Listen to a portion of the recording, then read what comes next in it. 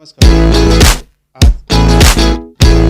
नमस्कार दोस्तों आज का हमारा टॉपिक है देशज और विदेशज शब्द। तो दोस्तों सबसे पहले हम जानेंगे देशज और विदेशज शब्द क्या होते हैं और फिर देख लेंगे इनके कुछ एग्जाम्पल और उसके बाद हम देखेंगे कौन कौन से विदेशी भाषाओं के शब्द हिंदी में प्रयोग किए जाते हैं।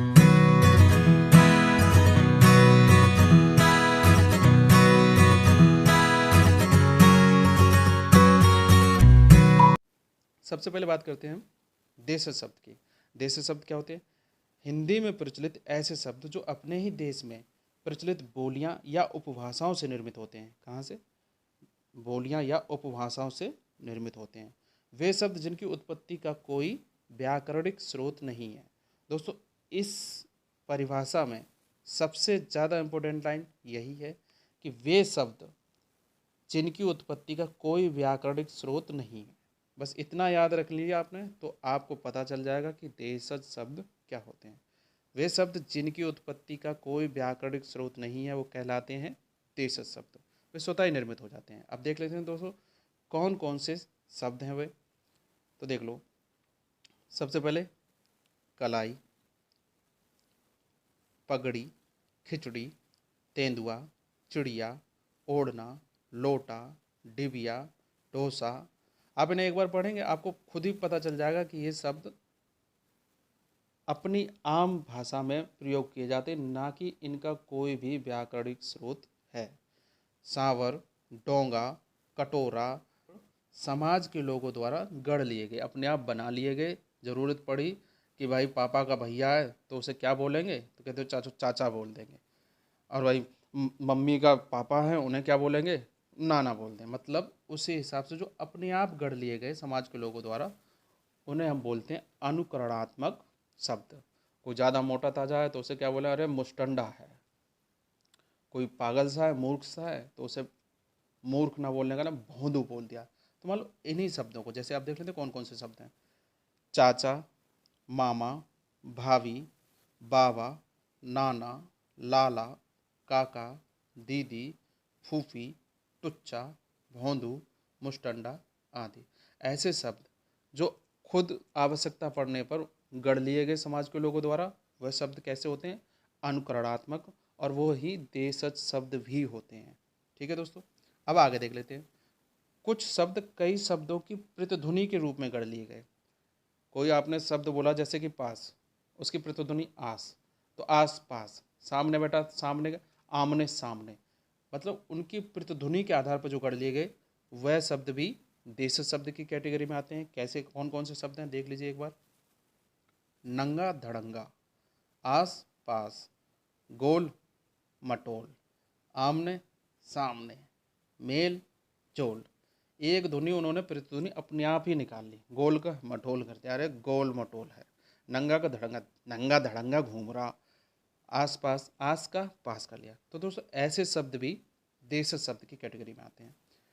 अब कुछ अनुकरणक मूलक शब्द होते हैं। वो क्या होते हैं अनुकरण मूलक, उन्हें भी देख लेते हैं। वे शब्द जो विभिन्न ध्वनियों के अनुकरण में गढ़ लिए गए।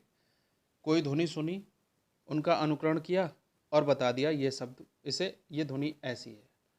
कोई भंवरा किसी फूल पे मडरा रहा, उसके आवाज़ जो आती है भूं भूं भूं, तो उन्होंने रख दिया भुनभुनाना।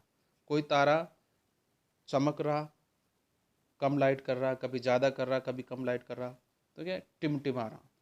तो जो उनका कुछ अनुकरण करके जो शब्द बना दिए उन्हें बोल दिया गया अनुकरण मूलक, और ये भी देशज शब्द होते हैं।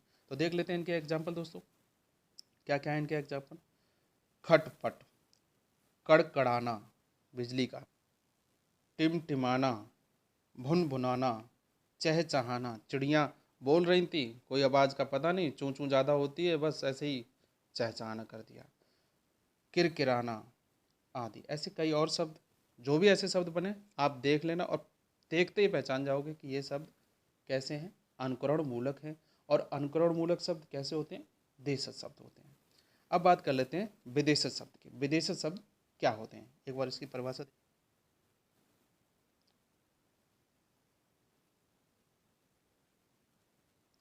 वे शब्द जो विदेशी भाषाओं से हिंदी में आए और हिंदी ने उन्हें अपनी व्याकरणिक प्रकृति के अनुकूल ढाल लिए हुए शब्द कैसे होते हैं? विदेशी शब्द। अब हम देख लेते हैं कौन कौन सी विदेशी भाषाओं से शब्द हिंदी में प्रयोग किए जाते हैं। तो सबसे पहले हम देखते हैं तुर्की भाषा के। तुर्की भाषा में कौन कौन से शब्द आते हैं? दोस्तों इनको याद करने की कोई शॉर्ट ट्रिक नहीं है, इन्हें तो आपको रटना ही पड़ेगा। मैंने वो शब्द लिए हैं जो अब तक एग्जाम में पूछे जा चुके हैं और शायद इन्हें आगे भी पूछे जाने हैं, तो वही शब्द मैंने ले लिए हैं। बाकी बहुत सारे इनकी लिस्ट है, आप सबको तो याद कर नहीं सकते, तो मेरा मानना यह है जो अब तक पूछे जा चुके हैं उन्हें तो आप कम से कम याद कर ही लें। तो देख लेते हैं एक बार जल्दी से। तुर्की भाषा में कौन कौन से शब्द हैं? कालीन, काबू, चश्मा, कैंची, चमचा, तमगा, मुगल, खंजर, दरोगा, बारूद, तोप, बहादुर और ऐसे ही कई अन्य शब्द हैं। दोस्तों इन्हें याद करने को छोटा सा एक रिलेशन बता सकता हूँ, क्योंकि देखो बाबर, मुगल को अगर आप देखोगे तो बाबर कौन था? तुर्क था। तो कुछ शब्द जो बाबर आया वही तोप लेके आया, वही तोप लाया तो बारूद भी वहीं से लाया, और मुगल तो खुद है ही। तो ये शब्द तुर्की से आप इन्हें इस तरीके से रिलेट कर पाएंगे। अब अगला देख लेते हैं अरबी भाषा के कुछ शब्द। अब अरबी भाषा में कौन कौन से शब्द आते हैं? अक्ल, अल्लाह, इनाम, इज्जत, जलेबी, जहाज, शराब, आदमी, औरत, हलवाई, हरामी आदि, और ऐसे ही कई और शब्द हैं।